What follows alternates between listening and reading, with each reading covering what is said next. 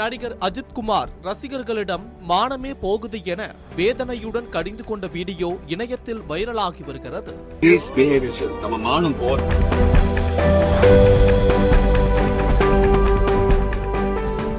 தமிழ் திரையுலகின் முன்னணி நட்சத்திரமான அஜித்குமார் தற்போது நடிப்பையும் தாண்டி சர்வதேச கார் பந்தயங்களில் தீவிர கவனம் செலுத்தி வருகிறார். அஜித்குமார் ரேசிங் என்ற சொந்த அணியை உருவாக்கி உலகம் முழுவதும் பல்வேறு நாடுகளில் நடக்கும் பந்தயங்களில் பங்கேற்று வருகிறார். இவரது இந்த ஆர்வம் தமிழக இளைஞர்கள் மத்தியிலும் கார் பந்தயம் குறித்த ஒரு பெரிய விழிப்புணர்வையும் ஈர்ப்பையும் ஏற்படுத்தியுள்ளது. தற்போது துபாயில் நடைபெறவுள்ள மிக முக்கியமான கார் பந்தயத்திற்காக அஜித்குமார் அங்கேயே தங்கி தனது குழுவினருடன் பயிற்சிகளை மேற்கொண்டு வருகிறார். தினமும் பல மணி நேரம் பந்தய களத்தில் அவர் செலவிடுவதால் அவரை காண்பதற்காக தமிழகத்தில் இருந்தும் துபாயில் இருந்தும் ஆயிரக்கணக்கான ரசிகர்கள் அங்கு குவிகின்றனர்.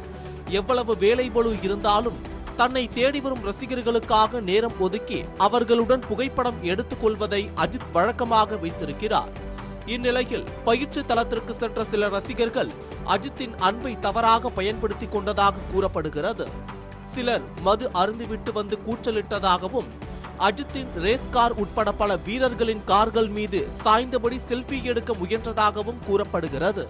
இது சர்வதேச வீரர்கள் மத்தியில் பெரும் சங்கடத்தை ஏற்படுத்தியது. ரசிகர்களின் இந்த பொறுப்பற்ற செயலை கண்டு மிகுந்த வேதனையடைந்த அஜித்குமார் நேரடியாக அவர்களிடம் சென்று தனது கோபத்தை வெளிப்படுத்தியுள்ளார். நம்ம மானமே போகுது, தயவு செய்து ஒழுங்கா நடந்துக்கோங்க பிளீஸ், இது தியேட்டர் கிடையாது என்று ஆவேசமாக கடிந்து கொண்டிருக்கிறார். தற்போது அஜித்தின் இந்த வீடியோ இணையத்தில் வைரலாகி வருகிறது.